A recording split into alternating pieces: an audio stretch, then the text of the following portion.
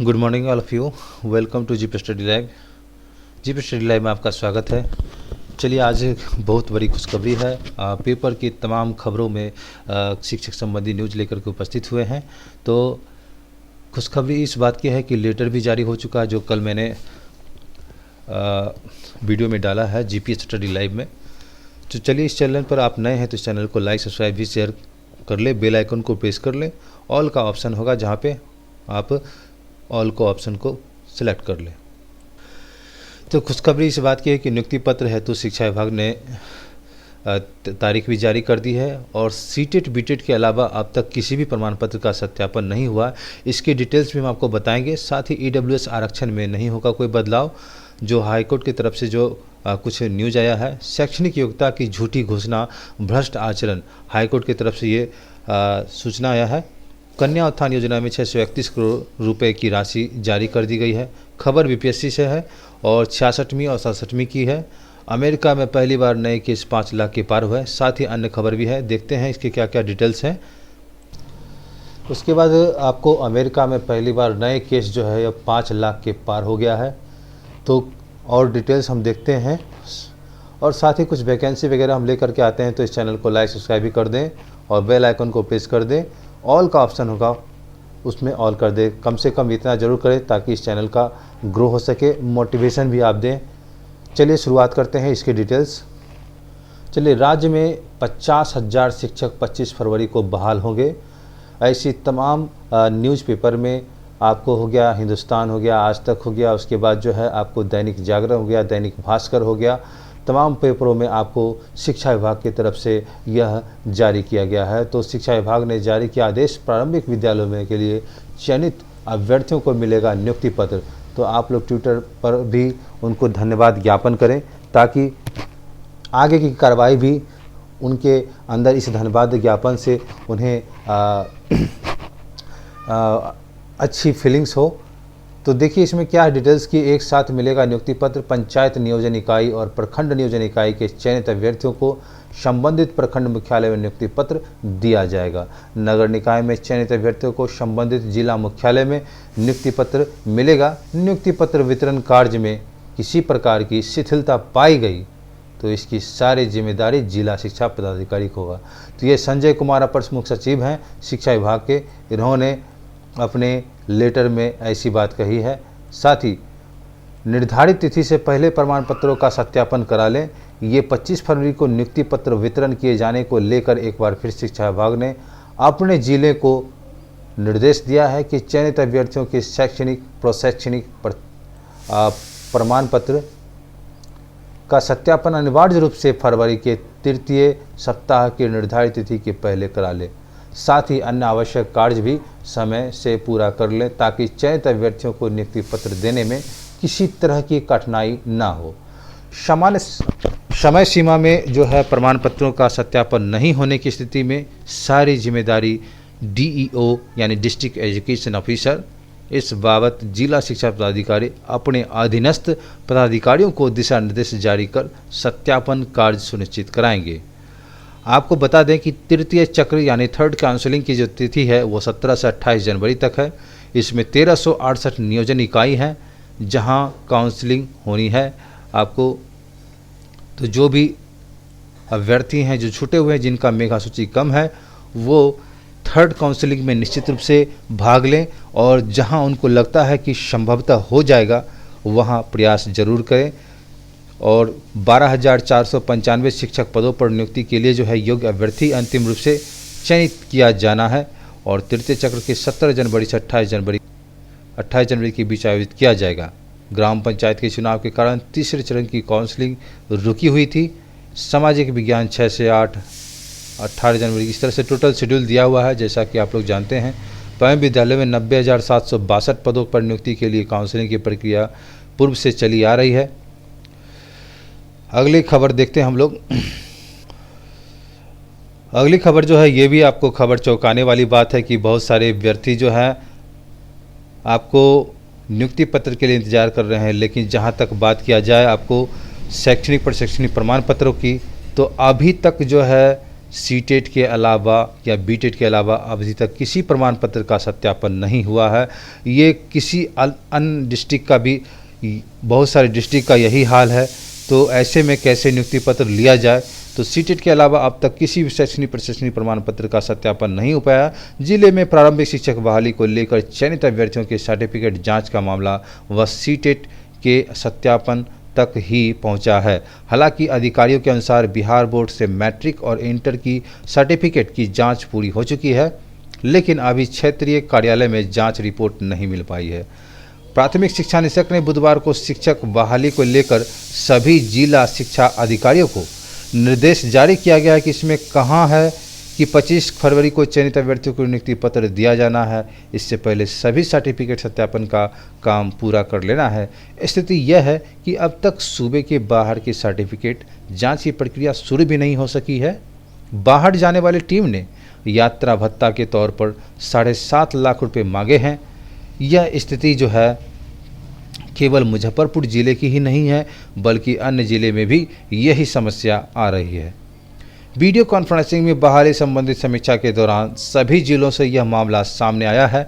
ऐसे में सभी जिलों को एक साथ मिलकर हर राज्य के एक एक टीम जिलावार बनाने पर निर्णय हो रहा है। तो सूबे के बाहर जो है सर्टिफिकेट जांच की जो प्रक्रिया है वो नहीं हो सकी है शुरू। बाहर जाने वाली टीम ने यात्रा भत्ता के तौर पर मारे 7.5 लाख रुपये। देख सकते हैं कि ये भी एक रकम है। 7.5 लाख रुपये देंगे तब जा कर के उनकी टीम आगे जाएगी और सर्टिफिकेट की जांच हो पाएगी। तो नहीं मिला नियुक्ति पत्र, 26 को सड़कों पर उतरेंगे। यहाँ पर शिक्षक बहाली की बीते दिनों हुए काउंसलिंग की प्रक्रिया में चयनित अभ्यर्थियों ने कहा कि पिछले 2 साल से यह बहाली प्रक्रिया चल रही है और हर बार अलग अलग कारण बन रहा है। इस बार 25 फरवरी को नियुक्ति पत्र जो है नहीं मिला तो 26 फरवरी को सभी अभ्यर्थी पटना में सड़कों पर उतरेंगे। इस दौरान वे अपने नियुक्ति पत्र के लिए आवाज़ बुलंद करेंगे। अगली खबर देखते हैं हम लोग ईडब्ल्यूएस से। आप लोग जानते हैं कि गरीब स्वर्ण के आरक्षण के लिए नरेंद्र मोदी जो हैं वो 10% आरक्षण के लिए ईडब्ल्यूएस आरक्षण में का एक गरीब स्वर्णों के लिए जो है एक अलग कॉलम बनाया। तो ईडब्ल्यूएस आरक्षण में नहीं होगा कोई बदलाव, जैसा कि गरीब स्वर्णों के आरक्षण के लिए 8 लाख ही रहेगी आयु सीमा। सुप्रीम कोर्ट में लंबित है ये मामला। तो आर्थिक आरक्षण के संबंध में अगर बात किया जाए तो भविष्य में इनके मानकों के निर्धारण को लेकर स्पष्ट होगी गाइडलाइन। सरकार की ओर से गठित उच्च स्तरीय कमेटी शुक्रवार को होगी अहम बैठक और तय मानक जो है ये है कि ईडब्ल्यूएस को 10% आरक्षण देने के समय जो मानक तय किए गए थे वो उनके तहत ऐसे लोग इसके पात्र होंगे जिनकी सालाना मतलब आय जो हो वो 8 लाख रुपए से कम हो, इसके 5 लाख इसके पास 5 एकड़ या इससे कम कृषि योग्य हो भूमि हो, जिसके पास 1000 वर्ग फीट या उससे कम का फ्लैट हो, जिनके पास अधिसूचित नगरीय क्षेत्र में 100 वर्ग गज या कम का प्लॉट हो या फिर किसी भी गैर अधिसूचित नगरीय क्षेत्र में 200 वर्ग गज का प्लॉट होते। ये सब टर्म कंडीशन है जो ईडब्ल्यूएस के आरक्षण तालिका को जोड़ती है। तो कमेटी ने इस पहलुओं को मांगी थी रिपोर्ट। रिपोर्ट ये है कि केंद्र सरकार ने कमेटी से जिन 3 अहम बिंदुओं पर रिपोर्ट देने को कहा था, है ना, उसमें पहला ईडब्ल्यूएस तय मानकों की फिर से समीक्षा करना है। इसमें ईडब्ल्यूएस की पहचान के लिए दूसरे मानकों को शामिल करना है। उसके बाद भविष्य में इसके लिए एक स्पष्ट गाइडलाइन तैयार करना शामिल है। सूत्रों की मानो तो अभी इस मामले में गाइडलाइन को व्यापक रूप देने और ज़्यादा से ज़्यादा लोगों को लाभ के दायरे में लाने के लिए मानक तय किए गए हैं। साथ ही आपको बता दें कि नीट काउंसलिंग पर सुप्रीम कोर्ट 6 जनवरी को सुनवाई करेगी। मेडिकल के स्नातकोत्तर पाठ्यक्रम में प्रवेश की परीक्षा नीट पीजी पास करने वाले डॉक्टर काउंसलिंग में देरी के विरोध में प्रदर्शन कर रहे हैं, लेकिन काउंसलिंग आरक्षण के पेच में फंसी सुप्रीम कोर्ट ने केंद्र सरकार से पूछा कि आर्थिक रूप से कमजोर वर्ग यानी ईडब्ल्यूएस को 10% आरक्षण देने के लिए 8 लाख रुपये सालाना आय सीमा तय करने का आधार है। तो यहाँ पर देख लीजिए कि ईडब्ल्यूएस के संबंध में क्या कहा है कि 10% आरक्षण देने के लिए 8 लाख रुपये जो है सालाना आय सीमा तय करने का आधार और प्रक्रिया क्या है। केंद्र ने कोर्ट से 4 हफ्ते का समय मांगा है और कहा कि उसने ईडब्ल्यूएस की सालाना आय सीमा पर पुनर्विचार करने का फैसला किया है। तो आरक्षण का जो पेच है ये ईडब्ल्यूएस का वो फंसता जा रहा है। अब मामला जो है कोर्ट में चली गई है, वो भी सुप्रीम कोर्ट में। देखते हैं क्या होता है आगे। अगली खबर देखते हैं हम लोग। अगली खबर जो है ये भी आपको शैक्षणिक योग्यता की झूठी घोषणा भ्रष्ट आचरण के संबंध में है। ये भी हाईकोर्ट की तरफ से एक सूचना है कि दिल्ली हाईकोर्ट ने एक याचिका पर सुनवाई के दौरान टिप्पणी की शैक्षणिक योग्यता के संबंध में उम्मीदवार को झूठी घोषणा को जनप्रतिनिधित्व अधिनियम 1951 जो है जनप्रतिनिधित्व अधिनियम 1951 के संबंध में है कि इसके तहत भ्रष्ट आचरण के दायरे में लाया जा सकता है। न्यायमूर्ति राजीव सकधर की पीठ ने कहा कि अधिनियम की धारा 123 के 4 में से पता चलता है कि अपनी उम्मीदवारी के संबंध में गलत बयान का प्रकाशन एक भ्रष्ट आचरण में आता है और इसमें उसकी शैक्षणिक योग्यता से संबंधित जानकारी भी शामिल है। सुप्रीम कोर्ट की भी जो है व्यवस्था है कि मतदाताओं को उम्मीदवारों के पूर्ववृत्त को जानने का मौलिक अधिकार है। अगली खबर देखते हैं हम लोग। अगली खबर आपको बीपीएससी से है। तो बीपीएससी 66वीं में 2 सीट घटाई गई हैं। एक पदाधिकारी के 2 पद थे उसको घटा दिया गया है और 4 पद बढ़ा दिए गए हैं। 67वीं की जो है परीक्षा के तहत इसमें 67वीं जो है परीक्षा इसमें 4 पद आपको बढ़ा दिया गया है, लेकिन 66वीं में जो है आपको 2 सीट जो है वो आपको घटा दिया गया है। तो इसके डिटेल्स क्या हैं ये भी देखते हैं कि 67वीं पीटी के तारीख का इंतज़ार है आपको। आयोग के संयुक्त सचिव सह परीक्षा नियंत्रक अमरेंद्र कुमार के अनुसार फरवरी या मार्च में 67वीं की परीक्षा ली जाएगी। पहले 67वीं संयुक्त प्रतियोगिता परीक्षा का आयोजन 23 जनवरी 2022 को होना था, लेकिन इसे स्थगित कर दिया गया है। इस बार बीपीएससी में करीब 6 लाख से अधिक अभ्यर्थी शामिल होंगे। इसमें महिला उम्मीदवारों की संख्या जो है करीब आपको 1,82,000 के पास है। सॉरी 1,82 लाख हो गया, तो 1 के करीब जो है। तो बिहार लोक सेवा आयोग ने 66वीं संयुक्त प्रतियोगिता परीक्षा के पदों की संख्या जो है में बदलाव किया है। अब बताते हैं कि 66वीं भर्ती परीक्षा में पदों की संख्या घटा दी गई है। 66वीं एक पदाधिकारी जो है इसमें 2 पद घटाए गए हैं, जिसमें इस तरह के जो है आपको 691 के जगह अब जो है आपको 689 पद ही नियुक्त किए जाएंगे। बीपीएससी 66वीं की मुख्य परीक्षा संपन्न हो चुकी है और अभ्यर्थी परीक्षा के बाद रिजल्ट का इंतज़ार कर रहे हैं और रिजल्ट के इंतज़ार कर रहे हैं। यहाँ 2 पद घट गया, तो ये क्या तरीका है। तो देखिए 66वीं मुख्य परीक्षा का परिणाम जनवरी से फरवरी 2022 के पहले हफ्ते में आ सकता है। ऐसा कहा जा रहा है बीपीएससी की तरफ से कि जो है जनवरी से फरवरी 2022 के पहले ये आ सकता है। इसकी मुख्य परीक्षा का आयोजन इसी साल आपको जो है 29 जुलाई मतलब 31 जुलाई के तक ले लिया जाएगा। ऐसा कहा जा रहा है कि मुख्य परीक्षा जो है इसकी जो है आपको 29 से 31 जुलाई तक ले दिया जाएगा। उधर बीपीएससी ने 67वीं संयुक्त सिविल सेवा परीक्षा के तहत पदों की संख्या एक बार फिर बढ़ा दी है। तो अब आयोग ने तब श्रम प्रवर्तन पदाधिकारी के 65 और कारा अधीक्षक के 3 पद बढ़ाए हैं। यहाँ पे जो बढ़ाए गए पद हैं ये इस प्रकार से हैं, देख सकते हैं कि आयोग ने अब तक श्रम प्रवर्तन पदाधिकारी के 65 और कारा अधीक्षक के 3 पद ये जो हैं बढ़ाए गए हैं। अगली खबर हम लोग देखते हैं। अगली खबर जो है आपको कन्या उत्थान से संबंधित है।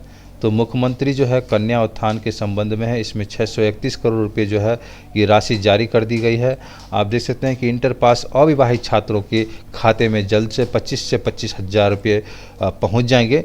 तो सामान्य वर्ग के छात्राओं को जो है छात्रवृत्ति के लिए 30 करोड़ रुपए और 4,12,000 से अधिक छात्राओं का लाभ। सामान्य वर्ग के छात्रों की संख्या 1,66,445 रुपये हैं, तो यहाँ पे दिए जाएंगे। तो राज्य सरकार ने आज छात्राओं के लिए खजाना खोल दिया है। सामान्य छात्रों की छात्रवृत्ति के अलावा इंटर पास करने वाले अविवाहित महिलाओं के लिए प्रोत्साहन मद में 161 करोड़ रुपए की जारी की गई है। मुख्यमंत्री कन्या उत्थान के तहत 2021-22 में राज्य सरकार द्वारा मान्यता प्राप्त बोर्डों से इंटरमीडिएट की परीक्षा पास करने वाली सभी अविवाहित छात्राओं को 25,000 रुपये दर से प्रोत्साहन राशि दी जाएगी। इनकी संख्या 4,12,000 से अधिक है। समान छात्राओं को छात्रवृत्ति मद में 30 करोड़ रुपये और बालिका प्रोत्साहन के मद में 631 करोड़ रुपये अधिक का आवंटन किया गया है। मुख्यमंत्री कन्या उत्थान योजना सुशासन के कार्यक्रम का हिस्सा है। इसके तहत राज्य सरकार ने अविवाहित छात्रों को इंटर पास करने वाले 25,000 रुपये की प्रोत्साहन राशि दी जाती है। तो 2020-21 के लिए जो है इसमें आपको कोरोना के कारण समय पर इसका भुगतान नहीं हुआ था। राजकीयकृत प्रोजेक्ट उच्च माध्यमिक विद्यालय अनुदानित प्रस्वीकृत अल्पसंख्यक जो है आपको उच्च विद्यालय, ये आपको मदरसा हो गया, उसके बाद संस्कृत एवं उच्च माध्यमिक विद्यालय छात्र, उसके बाद आपको वर्ग के अल्पसंख्यक समुदाय के सामान्य वर्ग के छात्र छात्राएँ भी शामिल हैं। शिक्षा विभाग के आदेश के मुताबिक विशेष परिस्थिति में छात्रवृत्ति के लिए आपको जो है 75% की उपस्थिति होना अनिवार्य है। ये ऐसा कहा गया, उसमें जो है आपको शिथिलता बढ़ता गया है। हर एक, वो भी कोरोना के कारण, हर एक छात्र छात्राओं को आपको 150 रुपये हर महीने की दर से एक मुश्त 1800 रुपये का भुगतान किया जाएगा। यह रकम सीधे उनके बैंक खाते में दिया जाएगा। अगले खबर देखते हैं हम लोग।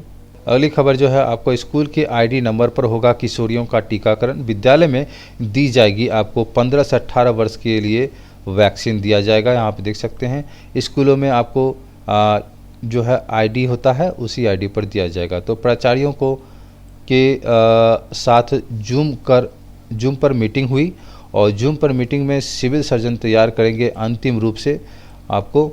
उसके बाद केंद्र पर किशोरियों के लिए अलग काउंटर बनेगा, बड़े काउंटरों से होगा दूर। कोरोना के टीका के लिए किशोरियों की उपस्थिति सुनिश्चित करेंगे शिक्षक अभिभावक, क्योंकि ये ज़रूरी है। साथ ही आपको बता दें कि टीकाकरण का जो अभियान है वो चल रहा है। सरकार आपको 15 से 18 वर्ष के उम्र किशोर किशोरियों के लिए विस्तृत दिशा निर्देश जारी करने वाली है। और स्वास्थ्य विभाग, शिक्षा विभाग के अपर मुख्य सचिव ने संयुक्त रूप से सभी जिलों के डीएम, सिविल सर्जन और जिला शिक्षा अधिकारी पत्र लिखा है। उन्हें कहा गया कि उपस्थिति जो है वो सुनिश्चित करने के लिए संबंधित स्कूल यानी टीकाकरण केंद्रों पर शिक्षकों और अभिभावकों की बैठक सुनिश्चित कराएं। तो प्रत्येक प्रखंड के लिए विद्यालय में टीकाकरण का अभियान आरंभ करना है। समुचित यात्रा में आपको मास्क, उसके बाद सैनिटाइजर, पीने का पानी, सीरीज का मुकम्मल इंतजाम के निर्देश भी दिए गए हैं। अगली खबर हम लोग देखते हैं। अगली खबर है कि कोरोना के बढ़ते कारण और ओमिक्रॉन के रूप में नए म्यूटेंट्स के रूप में आने के कारण जो है आपको जो है गांधी मैदान में गोलघर बंद रहेंगे, उद्यान भी बंद कर दिया गया है, पार्क भी बंद कर दिया गया है। तो देख सकते हैं कि नए साल के जो जश्न मनाने वाले हैं, इससे रोग जो है आपको कोरोना कहीं बढ़ न जाए, इसके लिए जो सरकार ने कुछ पाबंदियां लगाई हैं। नए साल के जश्न जू पार्कों को नहीं मना पाएंगे। डीएम ने पार्कों को 31 से 2 जनवरी तक जो है ये पाबंदी लगाई है। तो जान लीजिए 31 आपको, आज तो 30 तारीख हो गया, 31 तारीख से लेकर के 2 जनवरी तक पाबंदी लगा दी गई है। होटल में जिला प्रशासन की अनुमति के बाद ही जश्न मनेगा और अधिकारी जो है आपको कड़ाई से पालन भी करेंगे। इसके लिए अधिकारी ने डीएम एनआईटी पटना जो है एनआईटी घाट है, गांधी घाट है, अन्य घाटों पर सख्ती बरतने का आदेश दिए हैं ताकि वे लोग नाव से दियारा नहीं जा सकें। और साथ ही आपको थानाध्यक्षों का निर्देश दिया गया है कि संबंधित पार्क प्रबंध जो है समन्वय स्थापित करें। 31 दिसंबर से 2 जनवरी के बीच पार्क जो है वो बंद रहेगा, तो करवाना सुनिश्चित होगा। आदेश का उल्लंघन करने वाले पर खिलाफ होगा। जानते हैं कि बहुत सारे लोग नाव से उस पार चले जाते हैं, गंगा नदी के उस पार, और जश्न मनाते हैं। वहाँ तरह तरह के व्यंजन बना करके नए साल के आगमन पर जश्न मनाते हैं। तो ये उसके बाद आपको बताते हैं कि डीएम ने सार्वजनिक जगहों पर आईपीसी की धारा 144 भी यहाँ पे लागू कर दी है। तो आईपीसी की धारा जैसे ही 144 निकल जाएगा तो एक तरह से पूरा प्रतिबंध लग जाता है। पटना के सभी पार्क में उद्यान यानी जू, वीर कुंवर सिंह आपको पार्क हो गया, कुमरार पार्क हो गया, इको पार्क हो गया, बुद्धा स्मृति पार्क हो गया, गांधी मैदान, गोलघर बंद, ये सारे पार्क जो हैं आपको बंद नज़र आएंगे। तो आप नए साल के जश्न अपने घर पर ही मनाएं, अच्छा भी रहेगा। और साथ ही आपको इसके अतिरिक्त सामाजिक, राजनीतिक, मनोरंजन, खेलकूद, शैक्षणिक, सांस्कृतिक, धार्मिक आयोजनों में शामिल होने वाले को मास्क पहनना भी होगा। सोशल डिस्टेंसिंग का पालन करना दायित्व आयोजक होगा। अगली खबर हम लोग देखते हैं। अगली खबर जो है, कोरोना के कारण जो है ऑनलाइन ऑफलाइन की पढ़ाई में जो है विद्यार्थी उलझे हुए रहते हैं, तो एक सुचारू ढंग से नहीं चल पाता है। 2 भाग में ली गई थी 10वीं और 12वीं बोर्ड की परीक्षाएं। पूरे साल आधे से अधिक समय तक स्कूल बंद रहें। उसके बाद है खुलने के बाद भी 80% बच्चे नहीं आए स्कूल। कोरोना संक्रमण होने के बाद कोरोना के डर से बच्चे अक्टूबर में खुले, लेकिन अभिभावकों को बच्चों को स्कूल में नहीं भेजा। खासकर स्कूल में 80% बच्चे अनुपस्थित रहें। ऐसे सरकारी स्कूल की पढ़ाई चरमराई है और इसका असर अगले साल होने वाले वार्षिक परीक्षा पर भी दिखेगा। स्नातक और पीजी की परीक्षाओं में हुई थी देरी। पिछले साल पीयू यानी पटना यूनिवर्सिटी, पटलिपुत्रा विश्वविद्यालय और मगध विश्वविद्यालय आदि की परीक्षाएं भी प्रभावित हुई थी। और साथ ही आपको बता दें कि पीजी परीक्षा भी प्रभावित रही, कोई खेल गतिविधि भी नहीं हुई। अप्रैल में कोरोना संक्रमण जो है वो बढ़ने का आसार, नीट और जेईई प्रवेश परीक्षा भी पर असर पड़ा था। साथ ही आपको रिजल्ट जो है वो सितंबर में जारी होनी थी। वहीं उसके बाद मेडिकल और इंजीनियरिंग की परीक्षा भी ली जा सकी। और बता दें कि इसमें लेकिन शुरुआत में 50% बच्चों को ही बुलाया जाता था। तो ये सारी तमाम घटनाएं हुई थी। अगली खबर देखते हैं हम लोग। अगली खबर जो है आपको मुजफ्फरपुर से 31 मार्च से 19 मार्च तक दाखिला लेने वाले माने जाएंगे ट्रेंड, जैसा कि खबर आ रहा है। तो ये संबंध है आपको कि जो है 31 मार्च से 19 मार्च तक ट्रेनिंग के नामांकन वाले शिक्षक भी ट्रेंड कैटेगरी में शामिल होंगे। अगर शिक्षक ने निर्धारित अवधि में ट्रेनिंग में एडमिशन ले लिया था और परीक्षा इसके बाद हुई तो भी उन्हें ट्रेंड में रखा जाएगा। इसके अनुसार उन्हें वेतन निर्धारण में लगभग लाभ भी मिलेगा। बुधवार को 15% वेतन बढ़ोतरी को लेकर विभिन्न स्तर आ रही हैं दिक्कतें, लेकिन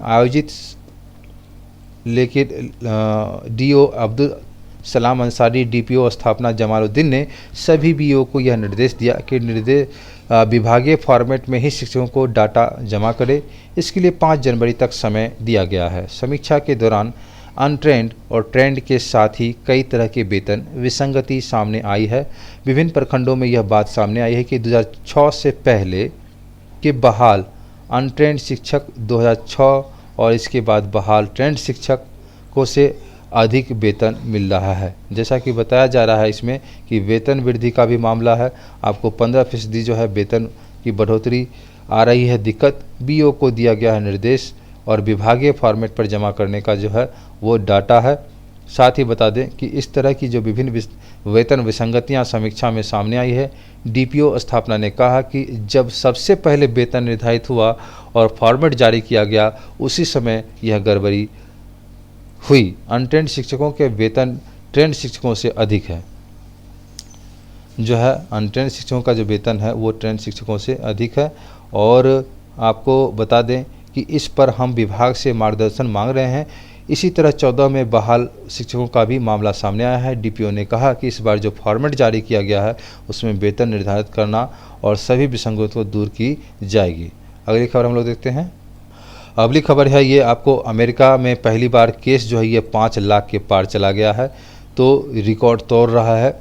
देख रहे हैं कि कैलिफोर्निया में 50 लाख केस वाला पहला राज्य बना। कैलिफोर्निया आप लोग जानते हैं कि ये अमेरिका में पड़ता है। तो अमेरिका के कैलिफोर्निया के राज्य में कोरोना संक्रमण के मामले में 50 लाख के आंकड़े पार कर गए हैं। कोरोना के कुल संक्रमितों की संख्या लिहाज से कैलिफोर्निया पहला राज्य है जिसने 50 लाख के आंकड़े पार किए हैं। इस राज्य में संक्रमण का पहला मामला 25 जनवरी 2020 को सामने आया था। राज्य संक्रमण में 75,500 से अधिक की मौत हो चुकी है। वहीं बात किया जाए आपको फ्रांस की, तो फ्रांस में रिकॉर्ड तौर 2.8 लाख केस जो हैं वो आपको नज़र आ रहा है। कि फ्रांस सरकार ने बुधवार को बताया कि यहाँ 24 घंटे के दौरान कोरोना के रिकॉर्ड में 1.8 लाख नए मामले दर्ज किए गए हैं। 1600 क्लबों की 6 दिसंबर तक बंद रखने का भी आदेश दिया गया है। उसके बाद जो है 90% से अधिक टीकाकरण योग्य अवधि को टीका लगाया गया है। इसके बावजूद संक्रमण तेजी से भी फैल रहा है। फ्रांस में पिछले 2 हफ्तों के दौरान 9.19 लाख से अधिक लोग संक्रमित हुए हैं। बात वहीं ब्रिटेन की किया जाए तो ब्रिटेन में जो है 1.29 लाख मामले जो है आपको नज़र आ रहे हैं। ब्रिटेन प्रतिदिन जो है नए केस कोरोना के मामले रिकॉर्ड तोड़ दिया है। 1.29 लाख कोरोना मामले दर्ज किए गए हैं, जो एक दिन में कोविड संक्रमण की सर्वाधिक संख्या है। 18 और कोविड मरीजों की मौत के बाद ब्रिटेन में कोरोना के जान गंवाने वालों की संख्या बढ़कर 1,48,021 हो गई है। महामारी के मद्देनज़र ब्रिटेन के प्रधानमंत्री बोरिस जॉनसन ने लोगों को टीकाकरण लगवाने की अपील की है। उसके बाद बता दें कि इटली में की बात किया जाए तो मामले में 2 गुने हैं। यहाँ पर जो इटली में जो आपको 24 घंटे के दौरान 78,000 आपको 300 नए कोरोना केस मिले हैं।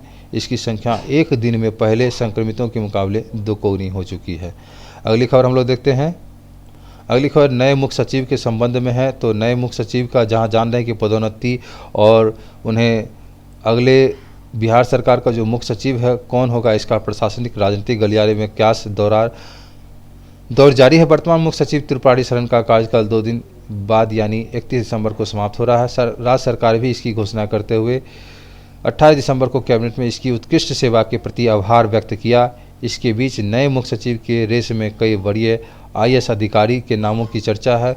वहीं सामान्य प्रशासन विभाग वरीयता क्रम के अनुसार शीर्ष वेतनमान वाले अधिकारियों की सूची मुख्यमंत्री के विचारनाथ CMO को भेज दिया गया। अब तक चर्चा के अनुसार अगर परंपरा का निर्वहन हुआ तो आमिर सुबहानी बिहार के मुख्य सचिव के रूप में हो सकते हैं। तो आमिर सुबहानी जो है नए मुख्य सचिव के रूप में आ सकते हैं। इनका कार्यकाल जो होगा आपको 30 अप्रैल से 2024 तक किया रखा जाएगा। अगली खबर देखते हैं हम लोग। अगली खबर जो है आपको मौसमी घटना और ग्रहण से संबंधित है। तो नए साल में जो है आपको ग्रहण जो है 4 गजब नज़ारे दिखेंगे आपको। तो यहाँ पर नए साल में आपको ग्रहण लगने की बात है। तो वो ग्रहण कौन कौन से लगेंगे ये आपको क्लियर हो जाएगा कि नए साल में सूर्य, पृथ्वी और चंद्रमा की चाल दुनिया भर में आपको खगोल प्रेमियों को 2 पूर्ण चंद्र ग्रहणों के समेत 4 दृश्य दिखाई दिया जाएगी। तो हालांकि दिन और रात के समय फेर के कारण भारत में इनमें से 2 खगोलीय घटनाएं अलग अलग जो है इलाकों में निहारी यानी देखी जा सकेगी। उज्जैन की प्रतिष्ठित शासकीय जीवाजी वेधशाला के अधीक्षक जो हैं वो कहते हैं कि डॉक्टर राजेंद्र प्रसाद गुप्त ने बुधवार को बताया कि अगले साल की इन खगोलीय घटनाओं का सिलसिला 30 अप्रैल को लगने वाले आंशिक सूर्य ग्रहण से शुरू होगा। साथ ही आपको बता दें कि भारत में नहीं देखा जा सकेगा पहला ग्रहण। उन्हें बताया कि नव वर्ष का यह पहला ग्रहण भारत में नहीं देखा जा सकेगा क्योंकि यह खगोलीय घटना देश के सूर्योदय से पहले होगी। गुप्त ने बताया कि 16 मई को लगने वाला पूर्ण चंद्र ग्रहण जो है आपको भारत में नहीं देखा जा सकता है। तो यह आपको पहला जो घटना है 16 मई को लगेगा ये चंद्र ग्रहण के रूप में। और क्योंकि इस दौरान देश के आकाश में सुबह का सूरज जगमगाता रहेगा। उन्होंने बताया कि 25 अक्टूबर को लगने वाला आंशिक सूर्य ग्रहण का नज़ारा अंडमान निकोबार द्वीप समूह और पूर्वोत्तर के क्षेत्रों को छोड़कर भारत में निहारा यानी देखा जा सकता है, वॉचिंग किया सकता है। गुप्त ने बताया कि इस खगोलीय घटना के वक्त सूर्य और पृथ्वी के बीच चंद्रमा के कुछ इस तरह आ जाएगा और पृथ्वीवासियों को सूर्य 63.2% जो है आपको ढका हुआ नजर आएगा। साथ ही आपको बता दें कि इसमें जो है कब लगता है चंद्र ग्रहण। जीवाजी वेधशाला के अधीक्षक ने बताया कि 8 नवंबर को लगने वाला पूर्ण चंद्र ग्रहण जो है ये भारत के उन इलाकों में अच्छी तरह से देखा जा सकेगा जहां चंद्रोदय देश के दूसरे इलाकों के मुताबिक मुकाबले जल्दी होता है। पूर्ण चंद्रग्रहण का लगता है जब सूर्य और चंद्रमा के बीच पृथ्वी आता है तो अपने उपग्रह चंद्रमा को अपनी छाया से ढक लेती है। चंद्रमा इस स्थिति की पृथ्वी की ओट में पूरी तरह से छिप जाता है और उस समय सूर्य की रोशनी नहीं पड़ पाती है। इस तरह खगोलीय घटना के वक्त पृथ्वीवासियों को कभी कभार चंद्रमा रिक्तम आभा लिए दिखाई देता है। ब्लड मून भी कहा जाता है इसको। आप समाप्ति की ओर बढ़ रहा है 2021, जैसा कि हम लोग जान रहे हैं। आज 30 तारीख है और चंद्र ग्रहण और एक पूर्ण सूर्य ग्रहण समेत 4 रोमांचक दृश्य इस बार यानी 2022 में आपको दिखने को मिलेगा। अगली खबर जो है आपको बेहतर प्रदर्शन करने वाले स्कूलों को पुरस्कृत किया जाएगा। स्वच्छता पुरस्कार के लिए 70,000 से पंजीकृत किए जाएंगे विद्यालय और उन्हें जो है प्रखंड स्तर पर स्कूलों का चयन 15 जनवरी तक किया जाएगा। साथ ही आपको बता दें कि जिला स्तर पर स्कूलों का चयन 15 से 5 फरवरी तक और पुरस्कार 22 मार्च को दिया जाएगा। तो 22 मार्च को हम लोग जानते हैं कि उसमें पुरस्कार के जो है कुछ मानक भी हैं। तो पुरस्कार के मानक ये हैं कि पेयजल की व्यवस्था, छात्रों की संख्या के अनुसार कितने शौचालय हैं, शौचालय की साफ़ सफाई की व्यवस्था, हाथ धोने के लिए हैंड वॉश रखा जाता है या नहीं, स्कूलों में पर्यावरण को लेकर व्यवस्था, उसके बाद स्वच्छता के स्कूल में कोई बदलाव हुआ हो तो उसकी भी जानकारी देना होगा और साथ ही स्कूल के आसपास की साफ़ सफाई क्या स्थिति है, ये सारे जानकारी में मानकों पर अगर खरे उतरते हैं तो उनको स्वच्छता पुरस्कार मिलेगा। साथ ही इसमें बता दें कि पुरस्कार समिति का गठन एवं विद्यालयों के भौतिक सत्यापन हेतु चयन 31 दिसंबर तक किया जाएगा। इसमें जो है आपको 76,000 स्कूल शामिल हैं और 70,000 जो है स्कूल रजिस्ट्रेशन भी करवा चुके हैं और स्वच्छ विद्यालय पुरस्कार के लिए हजारों स्कूलों ने रजिस्ट्रेशन करवाया। सबसे बेहतर प्रदर्शन करने वाले स्कूल को विद्यालय पुरस्कार दिया जाएगा। भोला कुमार जो हैं इसमें राज्य कार्यक्रम पदाधिकारी हैं। तो इसमें जो है जिला स्तर पर भी 10 का चयन हुआ है। तो यही कुछ खास खबर थी। तो मिलते हैं अगले वीडियो में किसी खास खबर के साथ, शिक्षक संबंधी न्यूज़ के साथ और साथ ही वैकेंसी वगैरह और आपके काम की खबर के साथ। तो इस चैनल को लाइक, सब्सक्राइब था बेल आइकन को प्रेस कर लें, ऑल का ऑप्शन में क्लिक कर दें और इससे शेयर भी करें, लाइक भी ज़रूर करें, इससे हमें मोटिवेशन मिलती है। चलिए मिलते हैं अगले वीडियो में, तब तक के लिए खुश रहें, स्वस्थ रहें, धन्यवाद।